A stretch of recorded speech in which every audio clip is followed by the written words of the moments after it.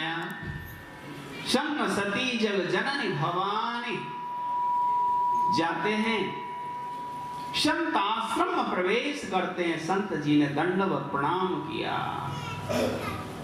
अखिलेश्वर जाने समझ गए संत साक्षात शिव हैं। उचित आसन दिया, राम कथा मुनिवरज, बड़े भाव से राम कथा को गाया। जिस भाव से राम कथा को गा रहे हैं, भगवान शिव बड़े मस्त होकर के कथा श्रवण करते हैं। लेकिन सती के मन में बेचैनी है। प्रेम से बोलिए राधे राधे। मन में सोचा है, आते ही जो हमें सर झुकाने लगा वो कथा क्या सुनाएगा, क्योंकि ये तो उल्टा हमें प्रणाम कर रहा है, हमें दंडवत कर रहा है। ये क्या कहेगा रे? ये मन में बेचैनी थी, व्याकुलता थी। राम कथा तो हो गई, सुन महेश परम ध्यान देना। संग में सती है, उसने सुख नहीं माना, लेकिन यहां सुनकर के भगवान शिव को बड़ी प्रसन्नता हुई, भक्ति का वरदान दिया। वहां से चल पड़े त्रेतायुग दंडक वन। मेरे अवध बिहारी लाल, मर्यादा पुरुषोत्तम भगवान श्री राम की वही मर्यादित लीलाएं अपने भक्तों को दिखाने के लिए राक्षस राज रावण ने जगत जननी मां जानकी का हरण, भगवान श्री राम का वो विलाप, कभी वृक्षों से पूछना, कभी लता पताओं से पूछना।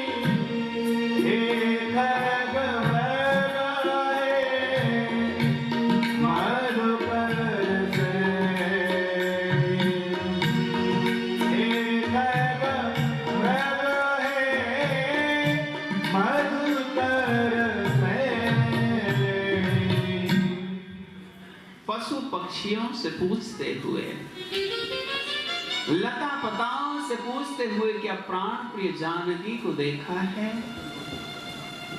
माया रूपी अश्रु गिर रहे हैं। एक साधारण मनुष्य जैसी लीला भगवान शिव ने देखा। मेरे प्रभु हैं श्री राम। बड़ी प्रसन्नता हुई दर्शन करके, लेकिन मन में एक बात आई कि लीला कर रहे हैं। सिंहासन पर विराजमान होते तो जाता और दंडवत प्रणाम करता, लेकिन लीला में मैं विघ्न नहीं करना चाहता। दूर से ही जय सच्चिदानंद जग पावन अस कह चले मनोजन सावन। दूर से ही सच्चिदानंद कह करके दंडवत प्रणाम किया, नजदीक नहीं आए। सती ने वर्जित किया, महाराज सच्चिदानंद किसे कह रहे हो? जो स्त्री के लिए रो रहा है। भगवान शिव ने रोका, ऐसा नहीं बोलते, ये लीला है। रोते नहीं है भगवान, कभी नहीं रोते, लीला कर रहे हैं। लेकिन सती का विश्वास भगवान शिव के ऊपर से समुक्त है, मानो मानती नहीं है कहना। बहुत बार समझाया, लेकिन सती ने एक न मानी। भगवान ने भी सोचा होगा वही जो राम, वही होगा जो प्रभु की मर्जी होगी। मैंने अपना परिश्रम किया, मैंने समझाने का मेरा काम था, मैंने समझाया, मैंने सही रास्ता बताया। न मानते हैं तो भगवान ने टेंशन ना ली, जो करेगा सो करेगा। मस्त होके बैठ गए, बोले जा कर ले जो करना है। सती सीता का रूप लेकर के गई, उस रास्ते में खड़ी हो गई जहां से मेरे प्रभु श्री राम आ रहे थे। भगवान की नजर चली गई। सती वो भी जानकी वेश में, छाया जानकी के वेश में, मोह कपट छल छिद्र न भावा, निर्मल मन जन सो मोहि पावा। ऐसा ही वाल्मीकि जी ने बोला था, जाके कपट दम्भ नहीं माया तिनके हृदय बसें, तिनके हृदय में जाकर के निवास करो। भगवान स्वयं भी कहते हैं मुझे कपट छल छिद्र बिल्कुल अच्छा नहीं लगता। स्वच्छ पवित्र मन हो, निर्मल हो, जैसा भक्त का होता है। भगवान राम ने सोचा अब तो मैं प्रणाम भी नहीं कर सकता, वो रास्ता ही बदल दिया। वन था ना, सती ने सोचा ये देख नहीं पाए, दूसरे रास्ते में भी खड़ी हो गई। भगवान ने वो रास्ता भी बदल दिया। तीसरे रास्ते में एक साथ भगवान राम के सामने पहुंच गई। मन में तो था ये मुझे सीता कह करके शायद अपने गले से लगाएं, तू कहां चली गई थी। लेकिन उसके बिल्कुल विपरीत वहां सुनने को मिला।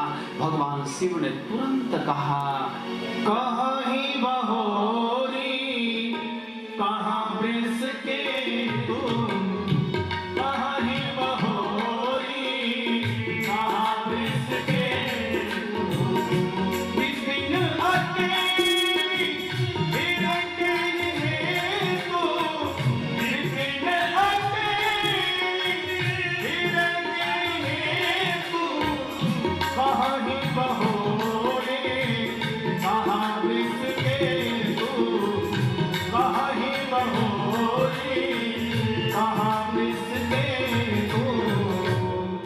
आप अकेले, भगवान शिव कहाँ हैं? कहाँ वृष के तुम, नंदी के ऊपर बैठने वाले शिव कहाँ हैं? क्या रास्ता भूल गई हो? गई तो थी परीक्षा लेने, यहां तो उल्टी परीक्षा हो गई। उल्टे पांव भागी, पसीना निकल गया, एक साथ सकल उतर गए। जिधर दौड़ रही, भगवान ने कहा आखिर मेरी माँ है, जानना चाहती है तो मुझे भी परीक्षा देनी चाहिए। जिधर जा रही उधर सीता जी के सहित मेरे प्रभु श्री राम प्रकट हो गए। सती ने देखा, जय, सती ने देखा अभी तो रो रहे और सीता जी के साथ खड़े हैं। भगवान ने इशारा किया, वो माया रूप है, असली रूप ये है, वो तो मैं लीला कर रहा हूं। जिधर भी सती नजर डाले उधर सीता जी के सहित प्रभु श्री राम का साक्षात्कार होता है। सती घबरा गई, आंखों को बंद करके बैठ गई। एक साथ प्यारे बंधु, भगवान ने जब ऐश्वर्य को समेटा, सती भागी शिव के पास पहुंची। भगवान भी इस लीला को देख रहे थे।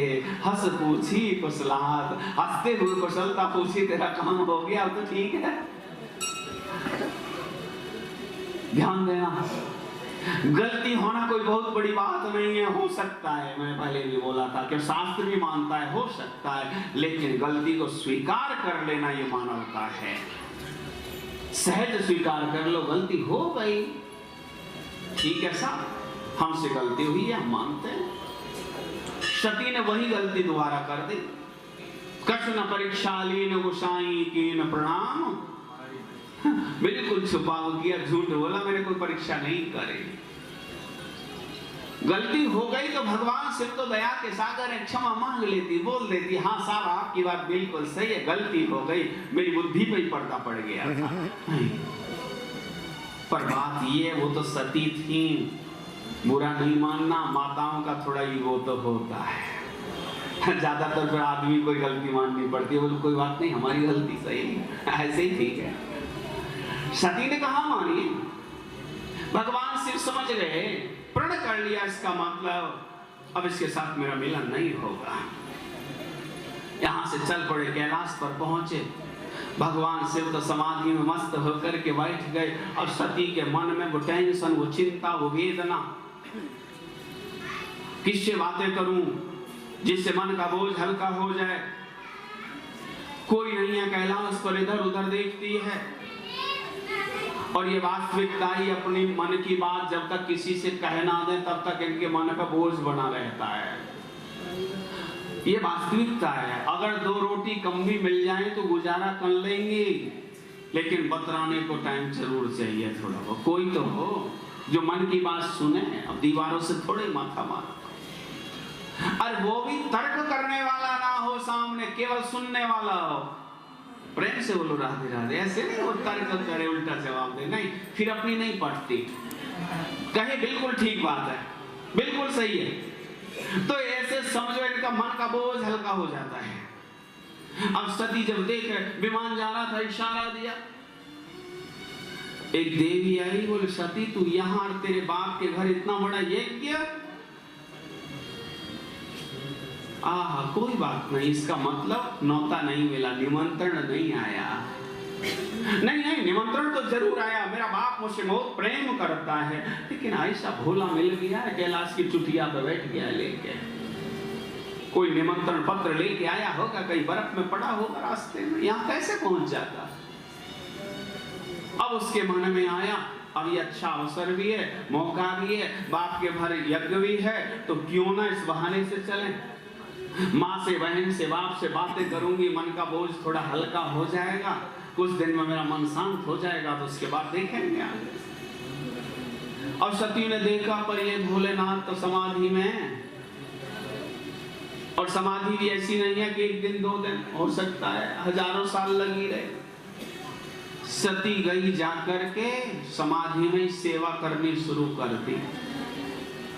जब समाधि में ही पैर दबाने लगी, ध्यान रखना, घर में जिस दिन और दिन से ज्यादा मीठी पत्नी बोलने लगे तो समझ लेना कोई काम है, आज इससे कोई मतलब है। सती समाधि में सेवा कर रही है। नेत्र खोले, सामने आसन दिया, बोले बैठो बैठो।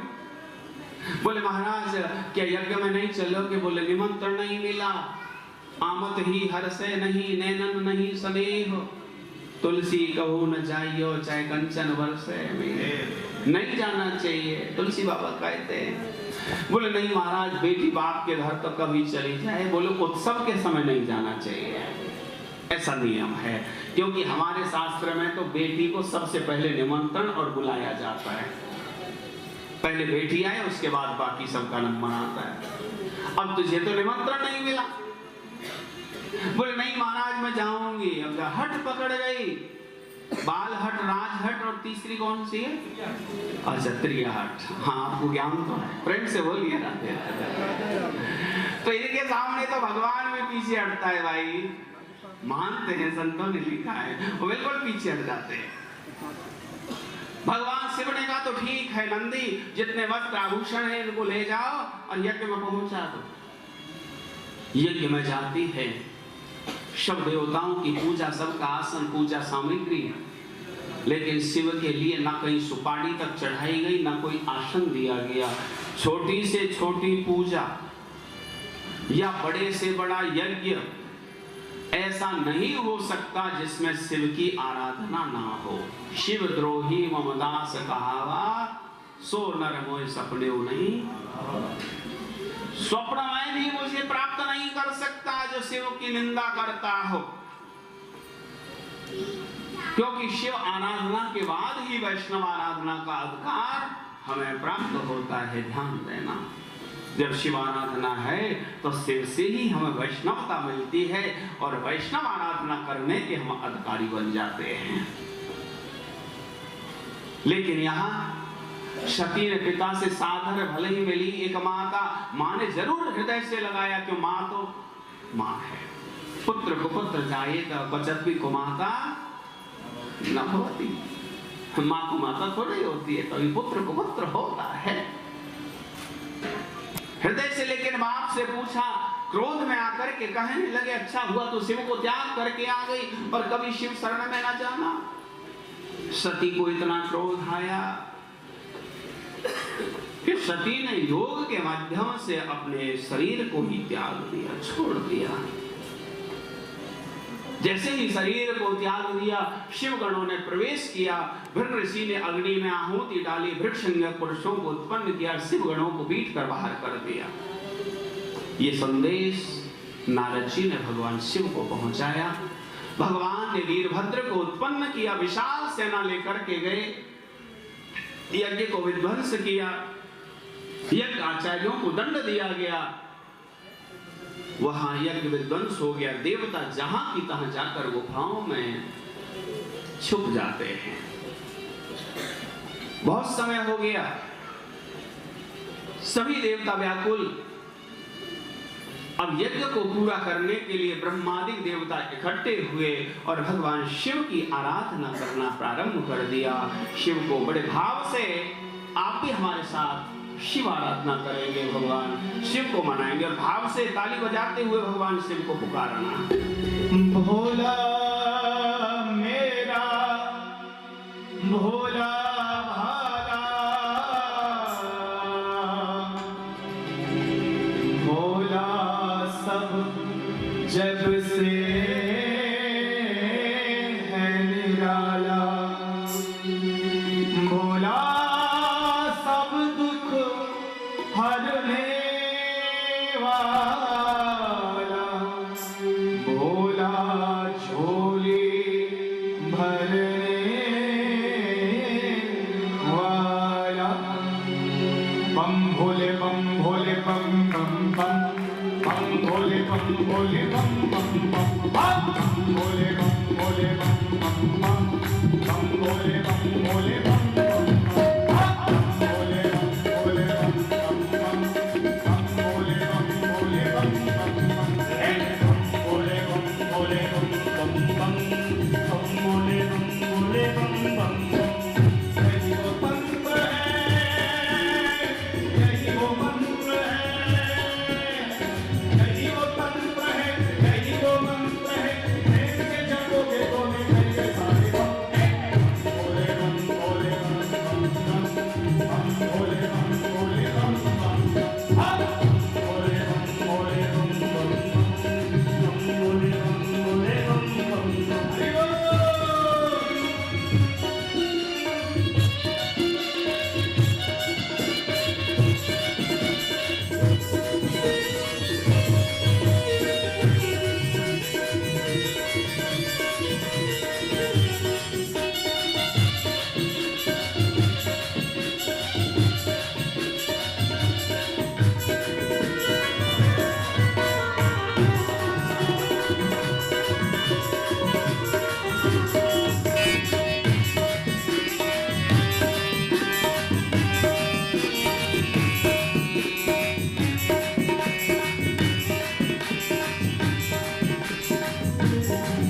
कभी योगी कभी भोगी कभी बाल ब्रह्मचारी, कभी आदि देव महादेव त्रिपुरारी, महादेव त्रिपुरारी, महादेव त्रिपुरारी। कभी शंकर कभी शंभु कभी भोले भंडारी, नाम में भी मंदिर रोहे जग बलिहारी, रोहे जग बलिहारी, रोहे जग बलिहारी। शिव का नाम हो तुम्हें नाम हो, शिव का नाम हो तुम्हें नाम हो, गाते रहो जब तक दम है दम। भोले बम भोले बम बम बम, बम भोले बम भोले बम बम बम, भोले बम भोले बम बम बम, बम भोले बम भोले बम बम बम। यही वो तंत्र है, यही वो मंत्र है, यही वो तंत्र है, यही वो मंत्र है, प्रेम से जपोगे तो मिलेंगे सारे बम। किस किस को अपने गम मिटवाने, दोनों हाथ उठाएंगे और एक बार खड़े होकर सभी खड़े हो जाएं एक बार, और मस्ती में झूमते हुए ताली सेवा करते सभी बनाइए मेरे भोले बाबा को। प्रेम से जपोगे तो मिलेंगे सारे गम। बम भोले बम भोले बम बम बम, बम भोले बम भोले बम बम बम, बम भोले बम भोले बम बम बम, बम भोले बम भोले बम बम। शंकर भगवान की जय हो, हर हर महादेव।